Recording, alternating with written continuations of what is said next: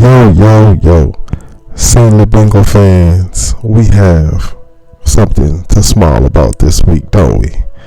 Because not only did we go in to the fake swamp, and not only did we beat the UL Raging Cajun former coach, but we did it with style. We did it with grace. And we did it with excellence. I love being the underdog. Because whenever you punch somebody in the mouth, most of the time, they ain't punching back. So, celebration. Y'all know what it is. LSU 45, Florida 35. That's 4 straight years we have beaten the Florida Gators. Take that, Tim Tebow. Booyah. So let's get into it. Mr. Jaden Daniels, 23 of 32, 349 yards and 3 tubs with 2 rushing, 5 total. The man was balling on another level. Passing game was nice. It was wide open, throwing down the field, throwing across the field, short slants. The only thing we was missing was wide receiver screens. No lie.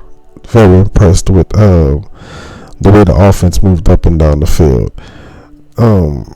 Josh Williams, 14 carries, 106 yards, tough.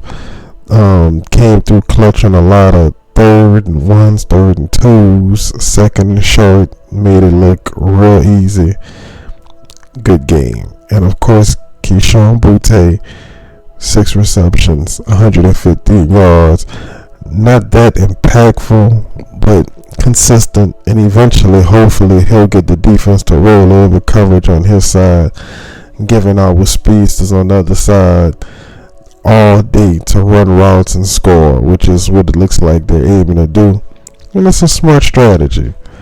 I thought they would have been probably done it since maybe game 2 or 3, but sometimes it doesn't happen like that. The O-line had another great game. They played inspired, like they had something to prove. Looked very good. Defense was good in spots. We allowed a lot of big time passing plays, and we also allowed that long run where it looked like we was pretty much just pushing them along instead of trying to tackle them. And it was not pretty once we got a big lead. We got to learn to take that on and just get disciplined when it comes down to stopping them and keeping them down when we got them down. Basically putting your foot on their throat. The killer instinct, if you will. So,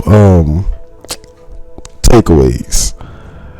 We learned that we can play with just about anybody. We're definitely talented. Still have a lot of young players on both sides of the ball, so mistakes are going to be had. You just hope it's none that costs you the game or can make the game close, which is what we did this time around.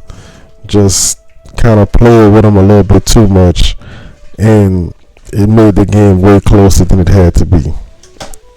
But very good job of coaching on both sides. It looked like the offense is opening up. The defense is kind of finding its way as well, which is what you kind of typically find once you get 5-6 games into the season.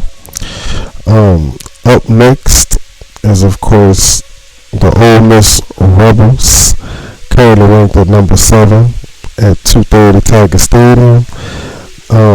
They are a run the air out of the football kind of team. Lane Kiffin might kind of switch it up on us because he knows we're going to expect him to be run heavy. So kind of expect him to go through the air and try to get some things accomplished, which is going to be our opportunity to make plays and get interceptions, hopefully, and pressure the ball, maybe get a few sacks and maybe even some fumbles. So my end of game prediction is going to be, of course, LSU 24, Ole Miss 21. So let's see what happens as it unfolds. But at the end of the day, go Tigers.